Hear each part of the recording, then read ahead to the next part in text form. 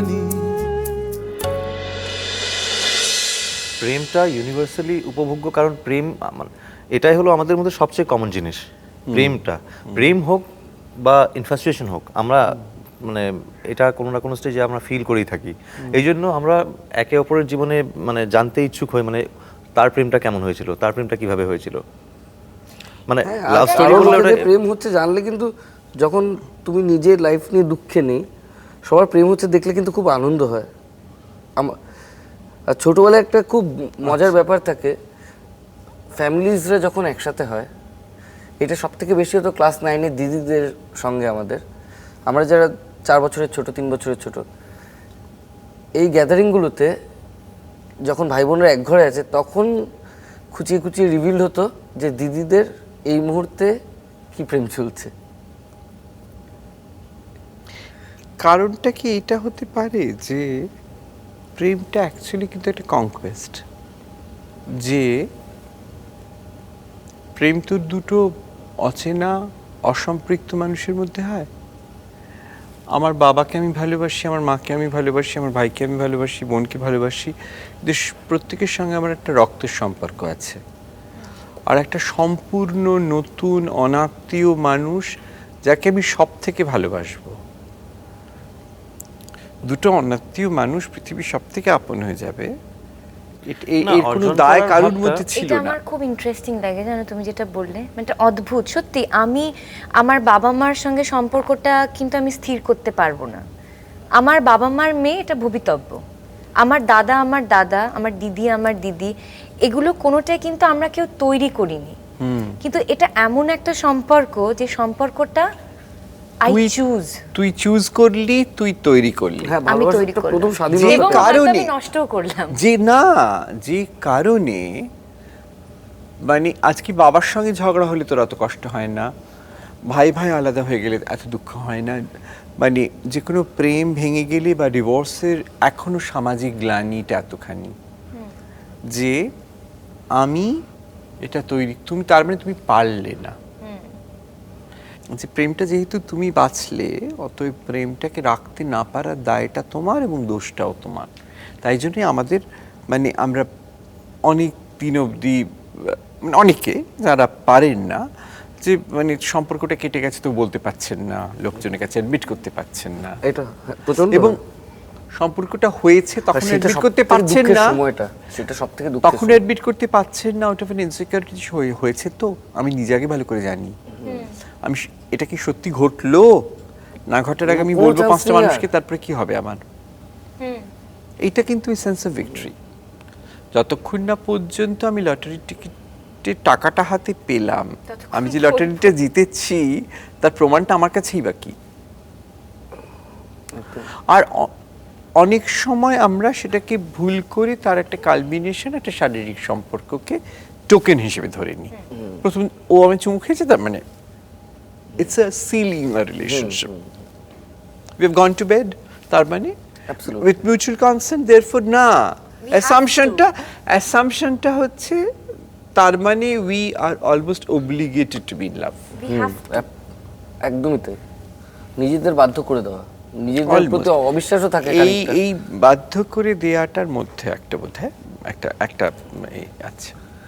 শরীরটা মানে কেন ইম্পর্টেন্ট হবে না কেন? না, ওটা হবে, শরীরটা হবে না কেন? কাম ভাব থাকবে, শরীরটা ইম্পর্টেন্ট হবে, কিন্তু শরীরটাই তো সব নয়। কারণ না, কারণ শারীরিক আকর্ষণের জন্য কিন্তু প্রথম প্রেমটা জন্মায়, সেটা ঠিক। আর একটা মুদ্রার রিপিট, কিন্তু সেটাই সব নয়। কিন্তু চয়েসের মিল হওয়া এবং আরো অনেক কিছুর মিল হওয়াটা মিলে কিন্তু না, তোমার অ্যাট্রাকশনটা কেন একটা ডিসিশন, ইটস ভেরি নরমাল। আরো ইম্পর্টেন্ট এই কারণে আমার মনে হয় যে আমরা ধরে নিই যে এই সম্পর্কটা কিন্তু অলসো আমার ফিজিক্যাল অ্যাসপিরেশন, আমার সেক্সুয়াল অ্যাসপিরেশনটা ফুলফিল করবে। হ্যাঁ, ওখানে কোনো আমরা কিন্তু এটা কখনো ভাবি না।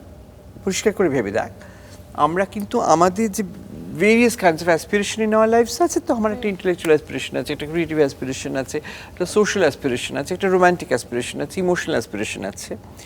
আমরা মোস্ট অফ দ্য টাইম আমরা যেটা করি, ফ্রম আওয়ার পার্টনার্স আমরা সবকটা অ্যাসপিরেশন চাই একসঙ্গে।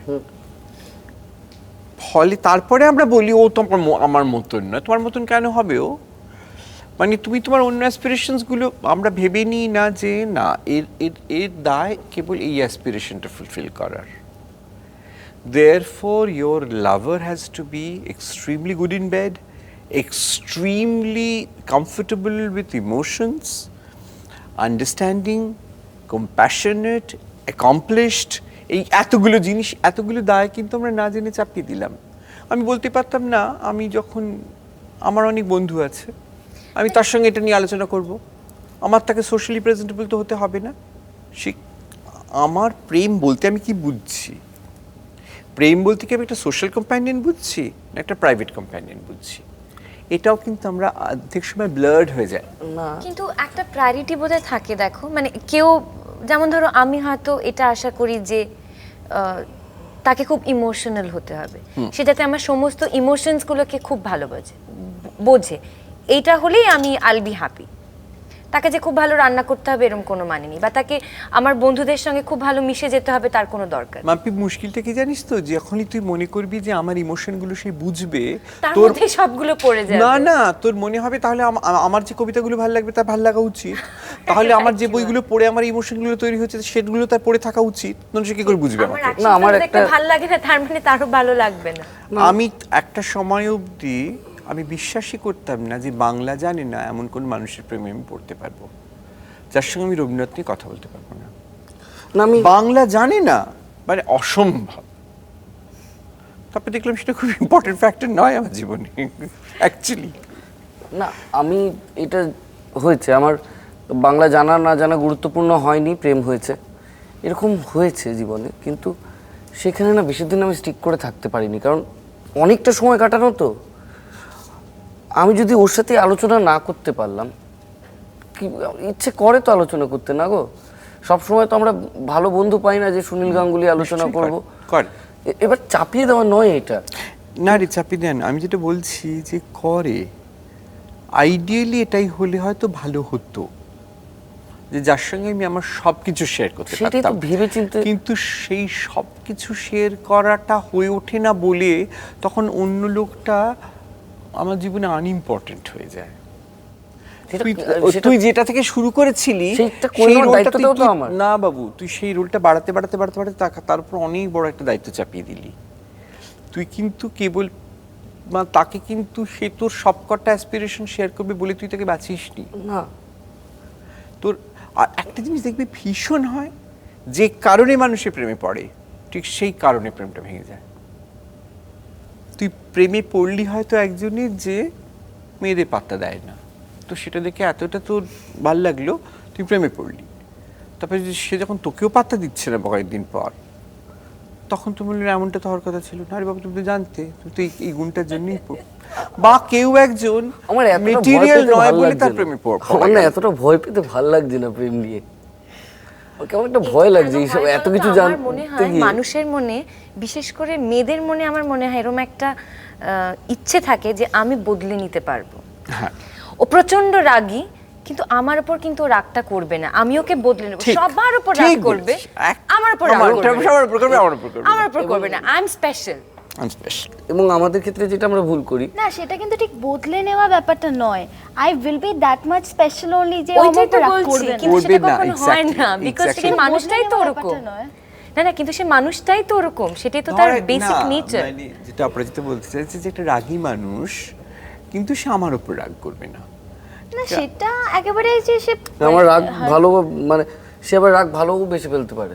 হ্যাঁ না, রাগটা রাগ না করলে মিস পড়লো করতে রে, রাগটা দেখি প্রেমে পড়লো, কিন্তু তার সেই রাগটা যখন নিজের উপর এসে পড়লো তখন তার অতটা ভালো লাগলো না, কিন্তু যতটা চার্মিং লেগেছিল রাগ দেখে। এক্স্যাক্টলি।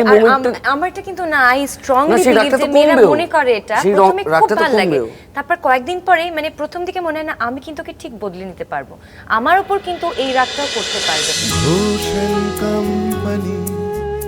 স্টার জলসার প্রিয় শো দেখার জন্য সাবস্ক্রাইব করুন আমাদের ইউটিউব চ্যানেলে এবং আপডেটেড থাকার জন্য প্রেস করুন বেল আইকন। চলো চলো চলো চলো পাল্টাই।